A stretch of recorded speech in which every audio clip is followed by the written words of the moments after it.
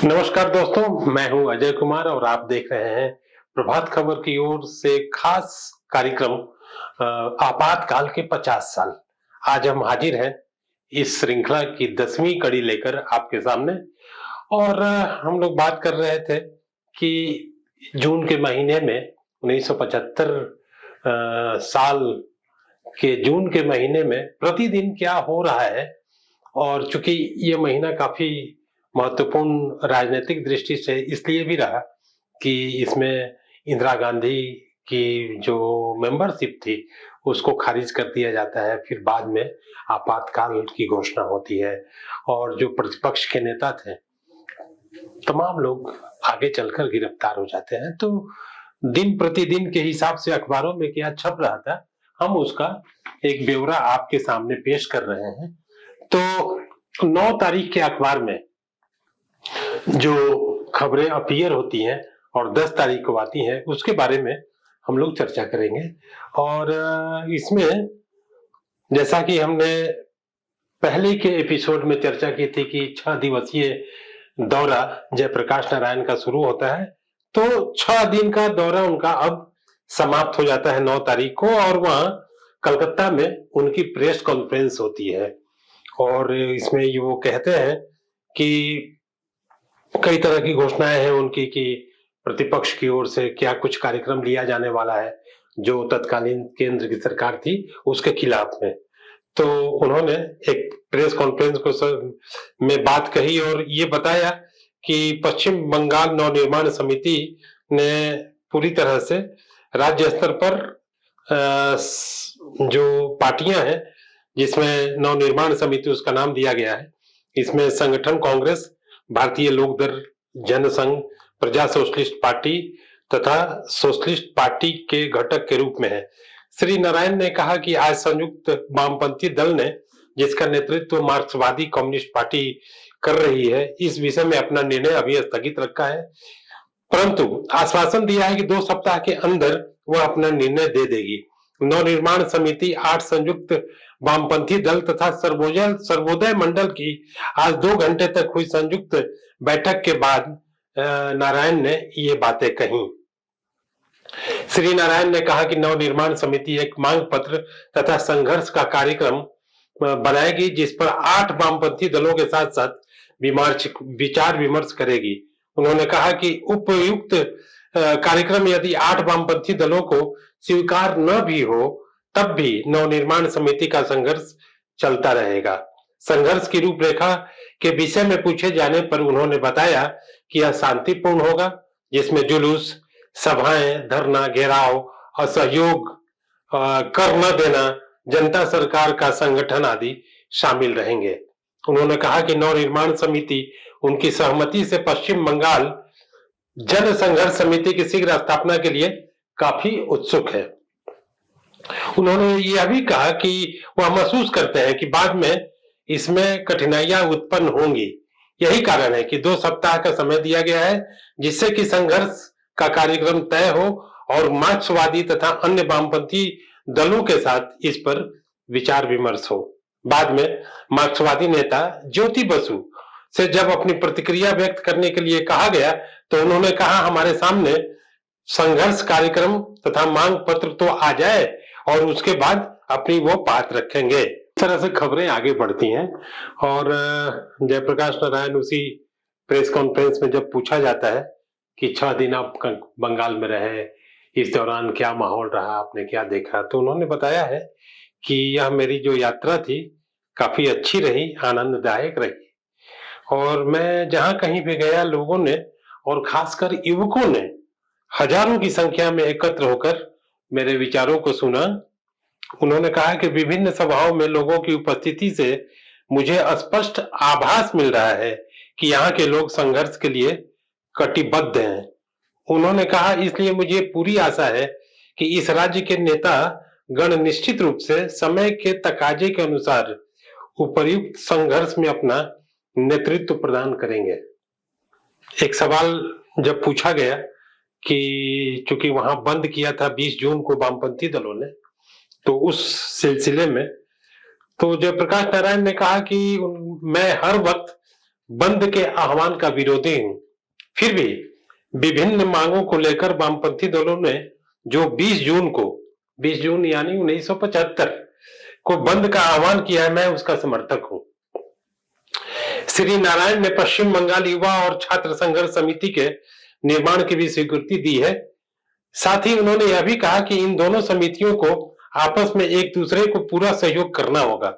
उन्होंने बिहार की छात्र युवा संघर्ष वाहिनी की तरह यहां भी 14 से 30 वर्ष की अवस्था वाले लोगों का एक स्वयंसेवक दल बनाने की भी उन्होंने स्वीकृति दी है। और फिर वो कलकत्ते से जयप्रकाश नारायण पटना का उनका प्रस्ताव, माने वो वहां से निकलते हैं कलकत्ता से। और जबलपुर से एक खबर छपी है, छोटी सी खबर है अखबारों में, ये कि मैं दिखाना चाहता हूं कि जेपी विरोधी संघर्ष समिति वहां बनी है। जबलपुर की खबर के मुताबिक और समाचार एजेंसी इवन आई की खबर प्रकाशित हुई है, जिसमें यह बताया गया है कि श्री जयप्रकाश नारायण के आगमन के अवसर पर उनका विरोध करने के लिए विभिन्न छात्र एवं युवक संगठनों के सदस्यों की एक जेपी विरोधी संघर्ष समिति संगठित की गई है। समिति में 21 सदस्य हैं।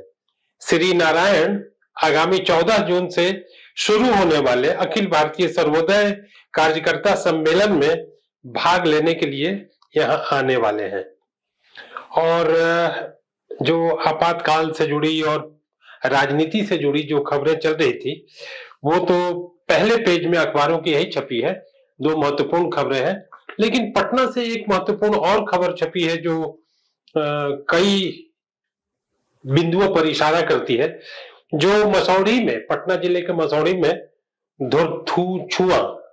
धुरछुआ में जिन 15 कथित नक्सलियों की हत्या की गई थी, उसकी जांच के लिए जांच से जुड़ी एक खबर छपी है। और ये खबर है कि हरिजनों पर हो रहे कथित जोर जुल्म की जांच होगी। और ये किसके हवाले से है? ये खबर में इस खबर में बताया गया है कि राज्यपाल आरडी भंडारे के आदेश से आज सामाजिक न्याय निराकरण समिति नामक एक समिति बनाई गई है और इसकी अधिसूचना जारी कर दी गई है। 15 सदस्यीय समिति के अध्यक्ष राज्य के पूर्व लोक निर्माण मंत्री बालेश्वर राम बनाए गए हैं। यह समिति नक्सलपंथी प्रभावित क्षेत्रों में हरिजनों और कमजोर वर्ग के लोगों पर हो रहे कथित जुल्म के आरोपों की जांच करेगी और अपनी रिपोर्ट सरकार को देगी। अंतरिम रिपोर्ट समिति 1 माह में दे देगी। और इससे जुड़ी कई खबरें हैं कि उस घटना के बारे में बताया गया है, लेकिन इसी खबर के एक बॉक्स में यह भी है कि घोरछुआ कांड के बारे में सरकारी विवरण से असंतोष। और ये काफी महत्वपूर्ण खबर इसलिए है कि इसमें जिन लोगों ने असंतोष जाहिर किया है, ये 7 सदस्यीय गैर सरकारी दल था, जिसमें कांग्रेस के 2, एक सोशलिस्ट, एक निर्दलीय विधायक और 3 प्रमुख कार्यकर्ता इस समिति में या दल में शामिल थे। और 3 जून को ये घटना जो घटी थी पुलिस मुठभेड़ के साथ, जिसमें 15 लोग मारे गए थे, उसके बारे में गैर सरकारी दल ने अपना मंतव्य प्रकट किया है, अपनी बात रखी है। और यह टीम गई थी गांव में, और गांव में जाने के बाद समाचार एजेंसी के साथ उनके नेता थे, दल के नेता बिहार प्रदेश कांग्रेस कमेटी के उपाध्यक्ष मुंगेरी लाल एमएलसी, उस समय बिहार विधान परिषद के सदस्य थे कांग्रेस के और पार्टी के उपाध्यक्ष भी थे। उन्होंने प्रेस ट्रस्ट ऑफ इंडिया से बातचीत करते हुए बताया कि घटना के 5 दिनों बाद भी मुसहर टोली के ग्रामीणों को सहायता प्राप्त करते देखा, किंतु मुसहर टोली के वे प्रतीत नहीं होते थे। ऐसा लगा कि वो उस गांव के लोग नहीं थे। उन्होंने कहा कि हम लोगों ने घरों की मरम्मत के काम के लिए 50 मजदूरों को, जिन्हें एसडीओ द्वारा काम में लगाया गया था, संलग्न किया है, लेकिन ऐसा लगता है कि ये लोग भी उस गांव के नहीं थे। तो कुल मिलाकर ये है कि घटना जो 15 लोग मारे गए थे उसको लेकर एक दूसरा पक्ष भी सामने आ रहा है सरकारी पक्ष के अलावा, और इस दूसरे पक्ष में ये बताया गया है कि जो घटना के बाद जो वहां की स्थिति है और जो लोग मारे गए हैं वो क्या तस्वीर सामने पेश हो रही है उसके बारे में।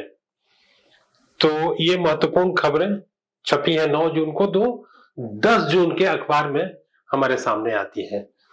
तो आपातकाल के 50 साल की श्रृंखला में हमारी यह 10वीं कड़ी थी, और जयप्रकाश नारायण कलकत्ते से पटना आते हैं और जबलपुर में उनके खिलाफ समिति बन गई है और 14 तारीख को उनको जाना है जबलपुर। तो आगे देखते हैं क्या होता है। तब तक दीजिए हमें इजाजत। बहुत बहुत धन्यवाद। प्रभातखबर.com, विश्वास वही, रफ्तार नहीं।